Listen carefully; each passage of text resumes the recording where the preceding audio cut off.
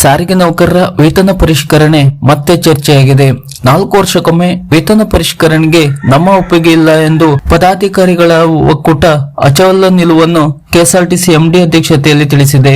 ಹೌದು, ಇದೇ March 2ರಂದು KSRTC ವ್ಯವಸ್ಥಾಪಕ ನಿರ್ದೇಶಕರ ಅಧ್ಯಕ್ಷತೆಯಲ್ಲಿ ಕರ್ನಾಟಕ ರಾಜ್ಯ ಸಾರಿಗೆ ನಿಗಮಗಳ ನೌಕರರ ಒಕ್ಕೂಟ, ಕರ್ನಾಟಕ ರಸ್ತೆ ಸಾರಿಗೆ ಮಜ್ದೂರ್ ಸಂಘದ ಒಕ್ಕೂಟ ಹಾಗೂ ಕೆಎಸ್ಆರ್ಟಿಸಿ ಮತ್ತು ಬಿಎಂಟಿಸಿ ಎಂಪ್ಲಾಯೀಸ್ ಯೂನಿಯನ್ ಪದಾಧಿಕಾರಿಗಳೊಂದಿಗೆ ನಿಗಮದ ಕೇಂದ್ರ ಕಚೇರಿಯಲ್ಲಿ ನಡೆದ ಸಭೆಯ ನಡಾವಳಿಯನ್ನು ಎಂಡಿ ಅವರು ಬಿಡುಗಡೆ ಮಾಡಿದ್ದಾರೆ.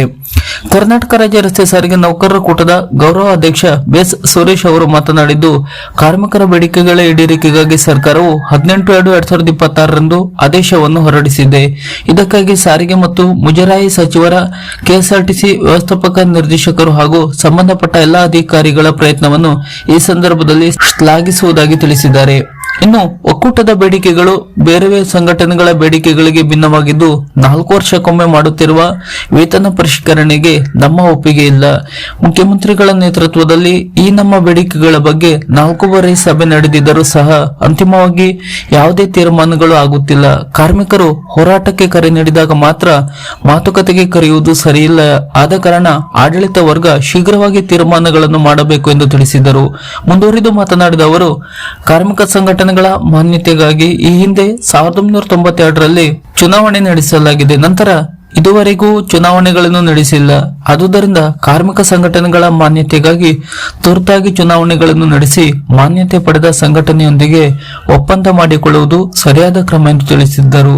ಅಲ್ಲದೆ ಎಲ್ಲಾ ಸಾರಿಗೆ ನೌಕರರಿಗೂ ಸರ್ಕಾರದ ಮಾದರಿಯಲ್ಲಿ ಸಮಾನಾಂತರ ವೇತನ ನೀಡಬೇಕು ಎಂಬುದು ಒಕ್ಕೂಟದ ಪ್ರಮುಖ ಬೇಡಿಕೆಯಾಗಿದ್ದು, ಈ ಬೇಡಿಕೆಯಿಂದ ಹಿಂದೆ ಸರಿಯುವುದಿಲ್ಲವೆಂದು, ಆದರೂ ನೌಕರರ ಹಿತದೃಷ್ಟಿಯಿಂದ ಸರ್ಕಾರ ಯಾವುದೇ ಅನುದಾನ ನೀಡಿದರೂ ಸ್ವಾಗತಿಸುವುದಾಗಿ ತಿಳಿಸಿದರು. ಇನ್ನು ಮಧ್ಯಂತರ ಪರಿಹಾರ ಘೋಷಣೆಗೆ ಪಟ್ಟು ಹಿಡಿದ ನೌಕರರ ಸಂಘಟನೆ. ನೌಕರರ ಕೂಟದ ಅಧ್ಯಕ್ಷ ಆರ್ ಚಂದ್ರಶೇಖರ್ ಮಾತನಾಡಿ, ಸಾರಿಗೆ ನಿಗಮಗಳ ನೌಕರರ ವೇತನಕ್ಕೂ ಹಾಗೂ ಸರ್ಕಾರಿ ನೌಕರರ ವೇತನಕ್ಕೂ ಸುಮಾರು 45% ವ್ಯತ್ಯಾಸವಿದ್ದು, ಇದರಿಂದಾಗಿ ನೌಕರರ ಆರ್ಥಿಕ ಪರಿಸ್ಥಿತಿ ತೀರಾ ಹದಗೆಟ್ಟಿದೆ ಎಂದು ತಿಳಿಸಿದರು. ಇನ್ನು 4 ವರ್ಷಕ್ಕೊಮ್ಮೆ ಮಾಡುವ ವೇತನ ಪರಿಷ್ಕರಣೆ ಪದ್ಧತಿಯನ್ನು ಕೈಬಿಟ್ಟು ಸರ್ಕಾರದ ಮಾದರಿಯಲ್ಲಿ ವೇತನ ಆಯೋಗದ ಶಿಫಾರಸುಗಳನ್ನು ನಿಗಮದಲ್ಲಿಯೂ ಯಥಾವತ್ತಾಗಿ ಜಾರಿಗೊಳಿಸಬೇಕು ಎಂದು ಮನವಿಯನ್ನು ಮಾಡಿದರು. ಮುಂದುವರಿದು ಮಾತನಾಡಿ, ನೌಕರಿಗೆ ಅನುಕೂಲ ಮಾಡಿಕೊಡುವ ದೃಷ್ಟಿಯಿಂದ ಸದ್ಯ ಮಧ್ಯಂತರ ಪರಿಹಾರವನ್ನು ಘೋಷಣೆ ಮಾಡಿ ಸಮಾನಾಂತರ ವೇತನ ನೀಡುವ ಬಗ್ಗೆ ಮುಂದಿನ ದಿನಗಳಲ್ಲಿ ಅಂತಿಮ ತೀರ್ಮಾನವನ್ನು ಪ್ರಕಟಿಸಬೇಕೆಂದು ಒತ್ತಾಯಿಸಿದ್ದರು. ಇನ್ನು ಕರ್ನಾಟಕ ರಸ್ತೆ ಸಾರಿಗೆ ಮಜ್ದೂರ್ ಸಂಘದ ಒಕ್ಕೂಟ ಅಧ್ಯಕ್ಷ ಸುರೇಶ್ ನಾಡಗೇರ್ ಮಾತನಾಡಿ, ಸಂಪ್ರದಾಯದ ಪ್ರಕಾರ 4 ವರ್ಷಗಳಿಗೊಮ್ಮೆ ವೇತನ ಪರಿಷ್ಕರಣೆ ಮಾಡಬೇಕಿದೆ. ಕೋವಿಡ್ ಸಾಂಕ್ರಾಮಿಕ ಕಾಯಿಲೆ ಹಿನ್ನೆಲೆಯಲ್ಲಿ ಈ ಎಲ್ಲ ಗೊಂದಲಗಳು ಉಂಟಾಗಿದೆ. ಆದರೆ ಕೋವಿಡ್ ಅವಧಿಯಲ್ಲಿಯೂ ಸಾರಿಗೆ ನೌಕರರು ನಿಷ್ಠೆಯಿಂದ ಕರ್ತವ್ಯ ನಿರ್ವಹಿಸಿದ್ದಾರೆ ಎಂದು ತಿಳಿಸಿದ್ದರು.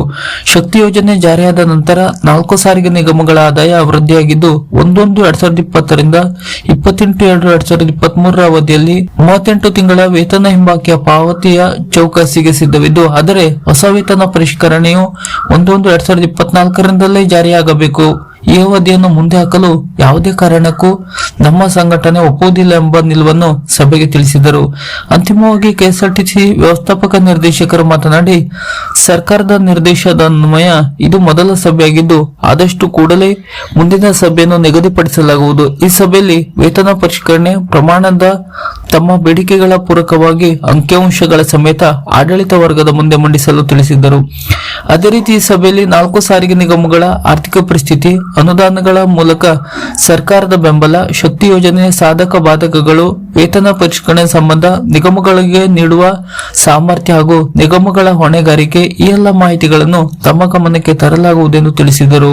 ಇನ್ನು 1/4/2026ರಿಂದ ವೇತನ ಪರಿಷ್ಕರಣೆ ಮಾಡುವುದಾಗಿ ಹಾಗೂ ಏಕಸದಸ್ಯ ಸಮಿತಿಯ ಶಿಫಾರಸಿನಂತೆ 14 ತಿಂಗಳಿಗೆ 718 ಕೋಟಿ ರೂಪಾಯಿಗಳ ಹಿಂಬಾಕಿ ವೇತನ ಪಾವತಿ ಮಾಡಿಸುವುದಾಗಿ ತಿಳಿಸಿರುತ್ತಾರೆ. ಈ ಮಧ್ಯೆ ನಿಮ್ಮೆಲ್ಲ ಒತ್ತಾಯ ಹಾಗೂ ಸಾರಿಗೆ ಸಚಿವರ ಪ್ರಯತ್ನ ಮತ್ತು ಕಾಳಜಿಯಿಂದಾಗಿ 18/2/2026ರಲ್ಲಿ ಹೊರಡಿಸಿರುವ ಸರ್ಕಾರಿ 1/4/2025ರಿಂದ ಜಾರಿಗೆ ಬರುವಂತೆ ವೇತನ ಪರಿಷ್ಕರಣೆ ಮಾಡಲು ಹಾಗೂ ಏಕಸದಸ್ಯ ಸಮಿತಿಯ ಶಿಫಾರಸಿನ 14 ತಿಂಗಳ ವೇತನ ಹಿಂಬಾಕಿ 718 ಕೋಟಿ ರೂಪಾಯಿಗಳ ಪಾವತಿಯ ಜೊತೆಗೆ ಹೆಚ್ಚುವರಿಯಾಗಿ 12 ತಿಂಗಳ ವೇತನ ರೂಪಾಯಿ 553 ಕೋಟಿ ರೂಪಾಯಿಗಳ ಪಾವತಿಗೆ ಅಂದರೆ 1/1/2021ರಿಂದ 28/2/2023 ಅವಧಿಗೆ ಒಟ್ಟು 26 ತಿಂಗಳ ಹಿಂಬಾಕಿ ವೇತನ ಒಟ್ಟು 1,271 ಕೋಟಿ ರೂಪಾಯಿಗಳ ಪಾವತಿಗೆ ಆದೇಶಿಸಿರುತ್ತಾರೆ.